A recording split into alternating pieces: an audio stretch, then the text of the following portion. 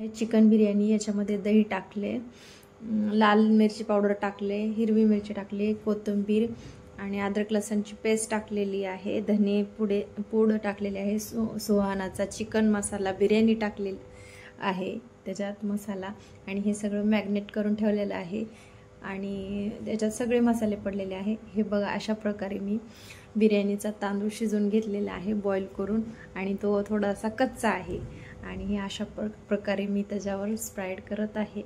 आणि मला नक्की कमेंट करून सांगा ही बिर्याणी तुम्हाला कशी वाटली, याची रेसिपी कशी वाटली, आणि तुम्हाला अशा पद्धतीची बिर्याणी येते का ही कमेंट करून मला सांगा। ही खूप टेस्टी झाली होती आणि खूप सुंदर पण लागत होती।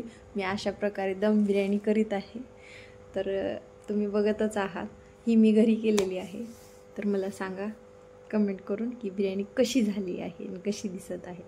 ओके, तर माझे पूर्ण व्हिडिओ आहेत चॅनलवर, ते बघून सांगा की कशी झालेली आहे। आणि धन्यवाद तुम्ही माझे पूर्ण व्हिडिओ बघितल्याबद्दल, आणि माझे बाकीचे व्हिडिओ पण बघा, आणि लाईक शेअर कमेंट जरूर करा, आणि ही कमेंट करून सांगा ही बिर्याणी तुम्हाला कशी वाटली। आणि वरतून मी तूप पण टाकलेलं आहे, आणि मी कमी पाण्यात हे तांदूळ शिजवल्यामुळं हे असे मोकळे मोकळे आणि हे झालेत व्यवस्थित सुट्टे सुट्टे। त्यासाठी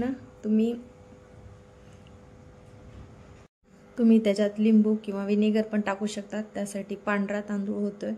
आणि अशा पद्धतीने मी पूर्ण तूप टाकलेलं आहे, आणि एवढा छान स्मेल येत होता, माझ्या इतकं तोंडाला पाणी सुटलं होतं की बस। हे बघा, अशा प्रकारे झालेली आहे फायनली बिर्याणी, आणि मार्केट सारखी दिसत आहे।